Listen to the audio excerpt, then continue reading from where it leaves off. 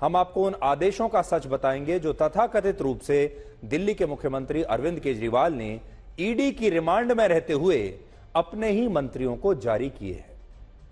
इनमें पहला आदेश 24 मार्च को दिल्ली की जल मंत्री आतिशी को भेजा गया था, जिसमें अरविंद केजरीवाल ने उन्हें एक चिट्ठी लिखकर यह निर्देश दिया कि दिल्ली में जहां कहीं भी पानी की कमी है वहां जल विभाग द्वारा टैंकर से पानी की आपूर्ति की जाए और दिल्ली में पानी की किल्लत बिल्कुल नहीं होनी चाहिए। और दावा है कि मुख्यमंत्री केजरीवाल ने दूसरा आदेश आज जारी किया है, जिसमें उन्होंने दिल्ली के स्वास्थ्य मंत्री सौरभ भारद्वाज से कहा है कि दिल्ली के सभी सरकारी अस्पतालों और मोहल्ला क्लिनिक्स में मुफ्त दवाइयों और मुफ्त मेडिकल टेस्ट की सेवाएं बिल्कुल भी रुकनी नहीं चाहिए। और ये वो दो बड़े आदेश हैं जो पिछले 3 दिनों में अरविंद केजरीवाल ने ईडी की रिमांड में रहते हुए अपने मंत्रियों को जारी किए हैं। आपको याद होगा, अरविंद केजरीवाल ने इस्तीफा देने से इनकार कर दिया था और कहा था कि वो ईडी की रिमांड में रहते हुए ही अपनी सरकार वहां से चलाएंगे और अगर वो जेल भी चले गए तो जेल में रहते हुए भी वो मुख्यमंत्री बने रहेंगे और वहीं से सरकार चलाएंगे। और यही वो कर भी रहे हैं। रहते हुए कोई भी सरकारी आदेश जारी करने या किसी भी तरह की चिट्ठी लिखने की इजाजत नहीं है।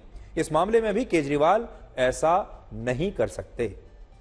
लेकिन दिल्ली सरकार के मंत्रियों का दावा है कि अरविंद केजरीवाल अभी ईडी की रिमांड में रहते हुए अपनी सरकार चला रहे हैं और यह दावा ऐसा है कि इससे पार्टी में आम आदमी पार्टी की सरकार बर्खास्त भी हो सकती है। लोग अब ये बात पूछ रहे हैं।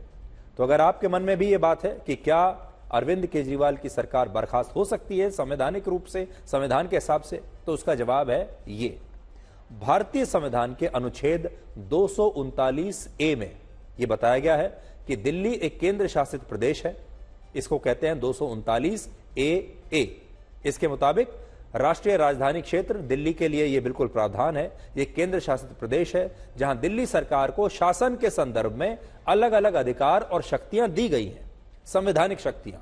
लेकिन इसी अनुच्छेद के खंड AB में उपराज्यपाल को यह अधिकार दिया गया है कि वो विशेष परिस्थितियों में राष्ट्रपति को दिल्ली से अनुच्छेद 239AA को हटाने का अनुरोध कर सकते हैं और अगर राष्ट्रपति इस अनुरोध को स्वीकार कर लेते हैं तो इससे दिल्ली की सरकार बर्खास्त हो सकती है और उपराज्यपाल को दिल्ली के शासन की जिम्मेदारी मिल सकती है।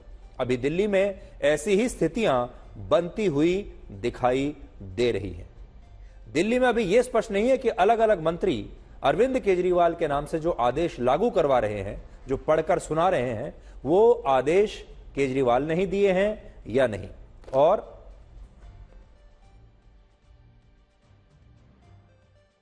और ये एक ऐसी स्थिति है जिसमें मुख्यमंत्री को मिलने वाले अधिकारों और उनकी संवैधानिक शक्तियों के दुरुपयोग की आशंका भी बन जाती है। और यह आशंका ऐसी है कि इससे उपराज्यपाल को राष्ट्रपति से दिल्ली की सरकार के खिलाफ बर्खास्तगी की सिफारिश करने की एक बड़ी वजह मिल सकती है। और अगर ऐसा हुआ तो केजरीवाल की मुश्किलें और ज्यादा बढ़ जाएंगी। वो जेल के अंदर भी रहेंगे और सरकार भी चली जाएगी।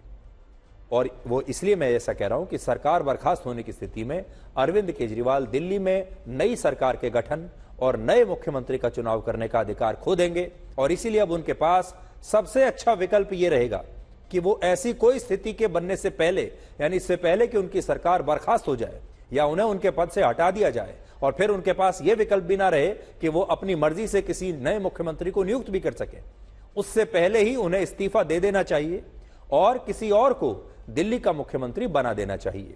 और इस समय उनकी पत्नी सुनीता केजरीवाल सबसे बेहतरीन उम्मीदवार उनके लिए हो सकती हैं। वो अपनी पत्नी सुनीता केजरीवाल को भी चुन सकते हैं, जो केजरीवाल की जगह एक रिटायर्ड IAS की जगह मुख्यमंत्री बन सकती हैं। और सुनीता केजरीवाल एक रिटायर्ड IRS अफसर हैं और उन्हें भी 20 वर्षों का प्रशासनिक अनुभव है। आज बहुत सारे लोग इस बात को भी नहीं समझ पा रहे हैं कि आखिर जो अरविंद केजरीवाल नैतिकता की बड़ी बड़ी बातें करते थे, वही आज भ्रष्टाचार के आरोप में गिरफ्तार होने के बाद भी मुख्यमंत्री पद से चिपके हुए हैं और वो इस्तीफा देने का नाम नहीं ले रहे।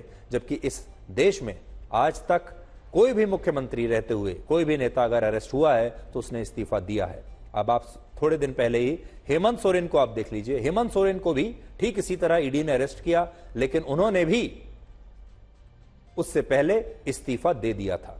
लेकिन केजरीवाल कुर्सी से चिपके हुए हैं। उसका एक कारण यह हो सकता है कि अगर अरविंद केजरीवाल ने इस्तीफा दे दिया तो इसके बाद उन्हें दिल्ली का वो मुख्यमंत्री आवास भी खाली करना पड़ेगा जिस पर लगभग 50 करोड़ रुपए से ज्यादा खर्च हुए थे, और यह सरकारी बंगला एक शानदार महल में तब्दील हो गया था जिसमें आज केजरीवाल रहते हैं। और आज अगर केजरीवाल ने मुख्यमंत्री का पद छोड़ दिया तो उन्हें और उनके परिवार को यह महल जैसा घर भी खाली करना पड़ेगा। और इसीलिए आज हम कह रहे हैं कि उनके लिए अच्छा होगा कि वो अपनी पत्नी को नियुक्त कर दें अगला मुख्यमंत्री, ताकि ये घर उनका बचा रहे, क्योंकि पत्नी अगर रहेंगी तो मकान भी उनका बचा रहेगा। इसके अलावा अरविंद केजरीवाल के इस्तीफा नहीं देने के पीछे 3 और बड़े कारण हो सकते हैं, और ये राजनीतिक कारण है। उनकी रणनीति सुनिए क्या हो सकती है। पहली वजह यह कि अगर अरविंद केजरीवाल ने इस्तीफा दिया तो इससे बीजेपी को फायदा हो जाएगा, और बीजेपी यह बताने की कोशिश करेगी कि अरविंद केजरीवाल ने भ्रष्टाचार किया है और इसीलिए उन्होंने मुख्यमंत्री का पद छोड़ दिया या उन्हें छोड़ना पड़ा। यह सबूत है कि उन्होंने मान लिया है कि वो भ्रष्टाचार में लिप्त है।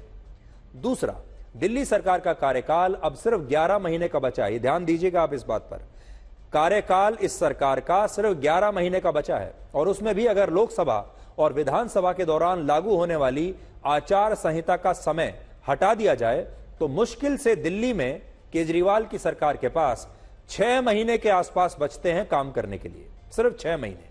और केजरीवाल इस बात को अच्छी तरह से जानते हैं कि अगर उनकी जगह किसी और को मुख्यमंत्री बनाया गया तो फरवरी 2025 में होने वाले विधानसभा चुनाव नए मुख्यमंत्री के चेहरे पर होंगे, और केजरीवाल ऐसा बिल्कुल नहीं चाहेंगे।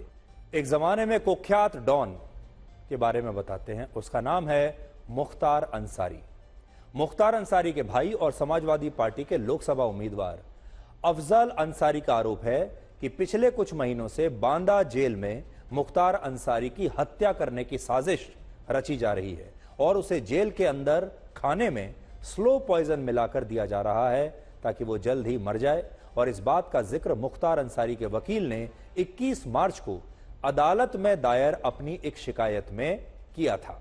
यह बड़ी दिलचस्प बात है। मुख्तार अंसारी वो गैंगस्टर है, वो अपराधी है, वो बदमाश है जिसने न जाने हजारों परिवारों पर अत्याचार किए होंगे, न जाने कितना खून बहाया होगा, कितने लोगों की खून पसीने की कमाई को हड़प लिया होगा, तब इसे किसी से डर नहीं लगा। लेकिन आज ये जो गैंगस्टर है, ये जो अपराधी है, आज इसे अपनी जान को लेकर ये बहुत ही चिंतित है और ये डर रहा है। इस शिकायत में यह आग्रह किया गया है कि उत्तर प्रदेश में मुख्तार अंसारी की जान को खतरा है, इसलिए अदालत उसे सुरक्षा कारणों से किसी और राज्य की जेल में शिफ्ट करने का आदेश जारी करे। और राज्य का मतलब है कोई ऐसा राज्य है जहां योगी आदित्यनाथ की सरकार ना हो। इसे बस योगी आदित्यनाथ की सरकार से बाहर निकलना है। और इसी के बाद बाराबंकी की अदालत ने यह निर्देश दिया था कि बांदा जेल में 2 डॉक्टरों को भेजकर मुख्तार अंसारी का मेडिकल चेकअप करवाया जाए। और जैसा कि कोर्ट ने कहा वैसा हुआ भी। 2 डॉक्टर गए जेल में और उन्होंने इसका मेडिकल चेकअप किया मुख्तार अंसारी का। डॉक्टरों की एक टीम ने बांदा जेल में जाकर मुख्तार अंसारी का मेडिकल चेकअप किया, जिसमें यह पता चला कि 63 वर्ष के मुख्तार अंसारी को पेट में दर्द की शिकायत है, और इस दर्द का कारण जहर नहीं बल्कि इस दर्द का कारण है ओवर ईटिंग। ओवर ईटिंग का मतलब है कि मुख्तार अंसारी जेल में जरूरत से ज्यादा खाना खा रहा है। डॉक्टरों की रिपोर्ट के मुताबिक मुख्तार अंसारी 63 वर्ष की उम्र में भी जेल में रोजे रख रहा है, जिसकी वजह से उसकी भूख इस कदर बढ़ जाती है कि वो अपना रोजा खोलते समय बहुत ज्यादा खाना खाता है, और इसी ओवर ईटिंग के कारण उसे पेट में दर्द हो रहा है और कब्ज की शिकायत है। और इसका किसी भी प्रकार के जहर से कोई लेना देना नहीं है। लेकिन खुद को माफिया समझने वाला मुख्तार अंसारी इतना डरपोक है कि उसे ओवर ईटिंग से होने वाले पेट के दर्द में भी अपनी हत्या की साजिश दिख रही है, जिसके लिए उसे आज सुबह लगभग 4 बजे बांदा के मेडिकल कॉलेज में भर्ती कराया गया, और आज शाम को ही उसे अस्पताल से छुट्टी भी मिल गई और अब वो वापस जेल में है। डॉक्टरों ने बताया है कि मुख्तार अंसारी का स्वास्थ्य बिल्कुल ठीक है, लेकिन मुख्तार अंसारी कितना डरपोक है वो आप उसके भाई अफजाल अंसारी के इस बयान से समझिए, जिसने बांदा जेल में उसकी हत्या की साजिश रचने का आरोप लगाया है। तो अपराधी कैसे इस देश में आज भी कोशिश करते हैं। योगी आदित्यनाथ जैसे जो मुख्यमंत्री हैं वो चाहते हैं कि उन पर कड़ी कानूनी कार्रवाई हो, लेकिन साथ ही विपक्षी दलों के कई नेता इन लोगों से मिल जाते हैं और इन्हें डिस्काउंट का ऑफर देते हैं। अब हम आपको यह बताएंगे कि जब से बीजेपी ने कंगना रनौत को लोकसभा चुनाव में अपना उम्मीदवार बनाया है, तब से उनके विरोधी कंगना को कैरेक्टर सर्टिफिकेट बांटने में लगे हैं और पिछले 24 घंटों से पूरे देश में कंगना रनौत की चर्चा चल रही है और उनकी तस्वीरों की चर्चा चल रही है। और कंगना की फिल्मों की कुछ बोल्ड तस्वीरों को, उनकी कुछ पुरानी तस्वीरों को आपत्तिजनक भाषा के साथ सोशल मीडिया पर पोस्ट किया जा रहा है और उनके चरित्र को लेकर अभद्र टिप्पणियां की जा रही हैं। ऐसा करने वालों में हमारी देश की महिला नेता खुद शामिल है और कांग्रेस पार्टी के नेता सुप्रिया श्रीनेत ने कंगना की कुछ तस्वीरों पर एक आपत्तिजनक टिप्पणी की। हालांकि आज हम यहां कांग्रेस और बीजेपी की बात नहीं करना चाहते, बल्कि यहां हम बड़ा प्रश्न यह उठाना चाहते हैं कि चाहे राजनीति हो, कोई दफ्तर हो, कोई गली मोहल्ला हो, हमारे देश में हमेशा महिलाओं को कमजोर करने के लिए सबसे पहले उनके चरित्र पर सवाल उठाया जाता है, जबकि पुरुषों पर कभी इस तरह की टिप्पणी नहीं की जाती उनके चरित्र पर। हमारे देश में कभी किसी पुरुष को उसके कपड़ों से जज नहीं किया जाता। अगर आप देख लीजिए, हमारे देश में वैसे भी देखें, फिल्मों में भी अगर आप देखेंगे तो बहुत सारे ऐसे हीरो हैं जिन्हें आपने शर्टलेस देखा होगा, लेकिन फिल्म इंडस्ट्री में किसी भी हीरो को, किसी भी पुरुष कलाकार को उसके कपड़ों से जज नहीं किया जाता, लेकिन महिला कलाकारों को उनके कपड़ों से जज किया जाता है। और पुरुषों के पहनावे को लेकर उनके चरित्र पर कोई टिप्पणी नहीं की जाती, चाहे पुरुष कैसा भी कपड़ा पहने।